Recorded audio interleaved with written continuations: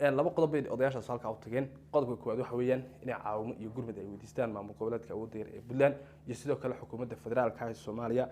inay ka codsadeen inay wixii dhaawaca iyo wixii magaranaysa ay waxyeelo soo gaadho inay loogu daweeyo magaranaysa Soomaaliya sidii horeba aynu ogeyn oo xiriir toos halka kula yeeshaan ra'iisul wasaaraha Soomaaliya Xamse Cabdi Barre oo sida ila xogayaal oo dhabo oo aan helayna ay sheegayaan ay khadka telefoonka ku wada hadleen magaranaysa markii garow tageen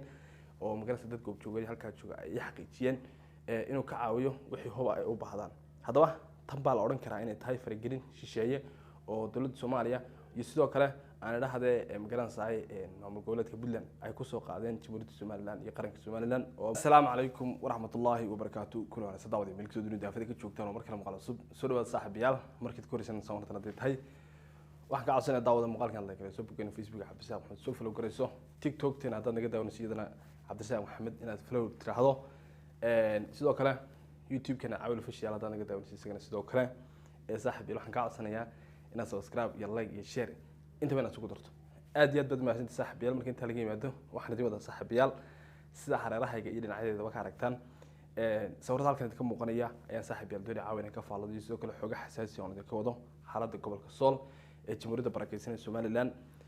iyo sidoo kale mahmaahdan hore u nari inaan ku reerin yaan ku furnahay ee ku saabsanad ama ku socotay walaalaheena reer gobolka Sool gaar ahaan caasimadiisa aan dhaxda Laascaanood iyo xaaladii ugu dambeysay ee halka ka jirta iyo sidoo kale Jamhuuriyadda Barakeysan ee Somaliland ama qaranka barakeysan ee Jamhuuriyadda Somaliland iyo sidoo kale xisbiyada mucaaradka kala gedisan ee Jamhuuriyadda Somaliland oo iyaguna maanta ka wareysan ka hadlay xaaladda ka jirta gobolkaasi xogahaas oo dhameystiran baa saaxiibayaal doonaya la wadaago ee horantii adigu waxa ka codsanay muuqaalkan inaad like iyo share iyo subscribe toos ugu darto haddaad tahay qof jecel magaranaysa wadan iyo dalkiisa iyo ummadiisa jecel intasan ku magaranaysa adigana kaaga fadhiya aad iyo aad saaxiibayaal mahadsantiin markii inta laga yimaado haddaan ku bilowno qodobka ugu horeeya barnaamijkeena aan caawadno maalnimadii maanta ahayd xarunta maamul goboleedka Puntland ama maamulka awoodda yar ee Puntland ay dhahdeen magaranaysa xaruntiisa Garowe ayaa maanta waxa tagay isimada dhaqanka ee gobolka magaranaysa la magac baxay ama sheegay in la yiraahdo SSC magaranaysa oday dhaqameedyada beelaha ka soo jeeda oo aan magaranaysa ay ahayn odayaal si toos ah u quseeya caasimada magaranaysa gobolka Sool ee Laascaanood oo hadda duulimaad ku ah ama dad soo duulimaad tagay in barakiciyaan ama ay burburiyaan magaalada Laascaanood ee xarunta gobolka Sool taas iyagu weerar ku soo qaaday oo magaranaysa qaranka Somaliland ee 15 sanadii u dambeeyay ka talinayay halka iyada sidii loo carqaladeyn lahaa ama loo dhibaateyn lahaa magaranaysa ugu soo duulay ayaa maanta waxa ku shireen magaalada Garowe iyagoo la shiray madaxweyne ku-xigeenka maamul goboleedka Puntland Axmed Karaash saad ka warhaysaan maanta kale baraha bulshada ka aragteen haddaba arrin aad iyo aad u muhiim ah ayaan saaxiibayaal doonay inaan dul istaago oo magaranaysa halka ayada aan tooshka aan ku ifino sidoo kale waxaan doonayaa xogta dhabta ayaan idinka wada odayaashaas wax halka u tageen ayaan saaxiibayaal doonay iyadana inaan la wadaago dadka reer Somaliland iyo dadka jecel magaranaysa qarannimada iyo jiritaanka Somaliland iyo ummadda Soomaaliyeed dhammaantood intay daawanayso afka Soomaaliya ku hadasha oo dhammaantood aan wada jecelahay laba qodob bay odayaashaas halka u tageen qodobka koowaad waxa weeyaan inay caawimo iyo gurmad ay weydiistaan maamul goboleedka awoodda yar ee Puntland iyo sidoo kale xukuumadda federaalka ee Soomaaliya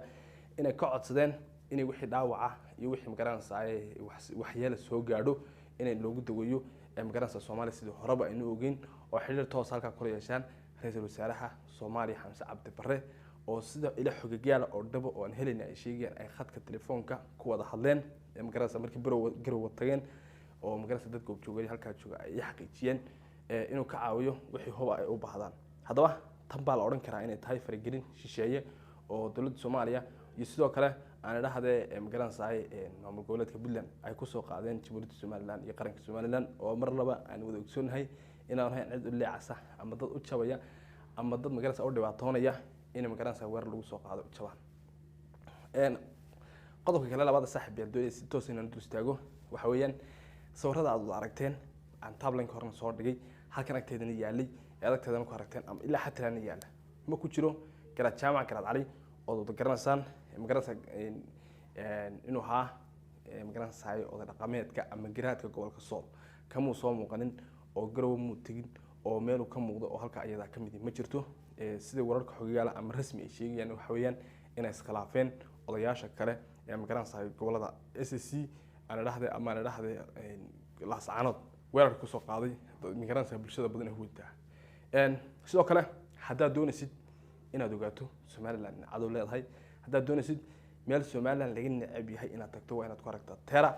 waa inaad ku aragtaa maxamed bakeyle, waa inaad ku aragtaa nicmo abaan qorane, oo intuba ah dad aan magaranaysaa mucaarad ku hayn xukuumadda jirta, laakiin mucaarad ku ah jiritaanka iyo magaranaysaa dowladnimada somaliland oo aynu wada ogsoonnahay halkay ka taagan yihiin. koley in ka badan dhowr iyo 30 sanadood ayuu qaranka somaliland jiray sina wada ogsoonnahay, mana aha markii ugu horeysay dhibaato soo gaadha, marar badan oo la isku dayay waa lagu fashilmay sina wada ogsoonnahay. ciidamada qaranka jamhuuriyadda somaliland iyo dadka shacabka ee reer somaliland oo dhammaantood isku duubana waxay awood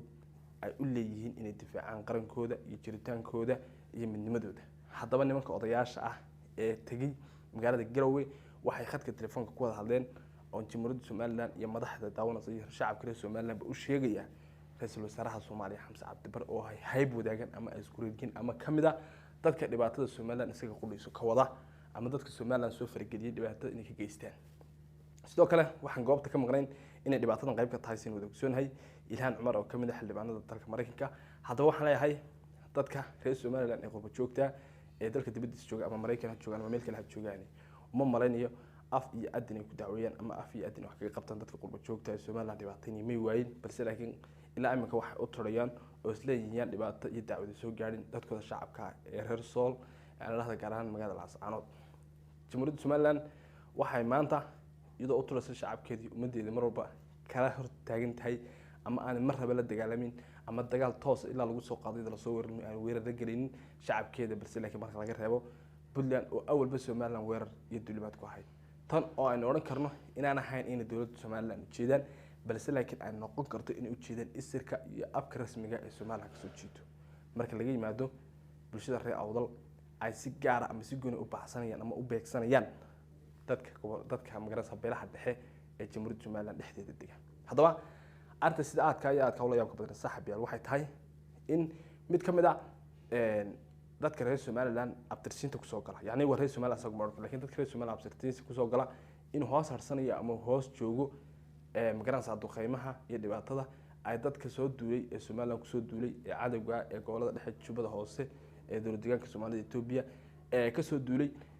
uu hoos harsanayo hubka uu soo qaatin somaliland si ugu dagaalami lahaayeen. kaasuna waa mid kamid ah somaliland, balse laakiin waxayna ula yaabin oo leeyahay bulshada reer somaliland waxaa taa ula yaabin waxay tahay in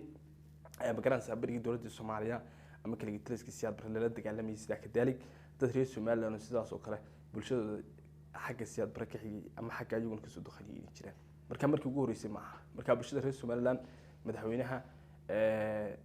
xisbiga wadani mudane Cabdiraxmaan Ciro, madaxweynaha qaranka jamhuuriyadda somaliland, madaxweynaha xisbiga ucud ama madaxweynaha mustaqbalka insha Allah billahi kariim Faysal Cali Waraabe, madaxweynaha mustaqbalka insha Allah billahi kariim madaxweyne Cabdiraxmaan Cabdullaahi Ciro,